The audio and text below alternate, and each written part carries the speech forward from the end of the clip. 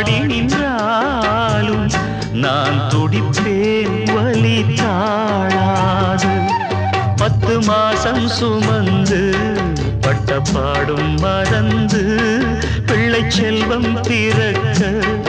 அள்ளி கையில் எடுக்க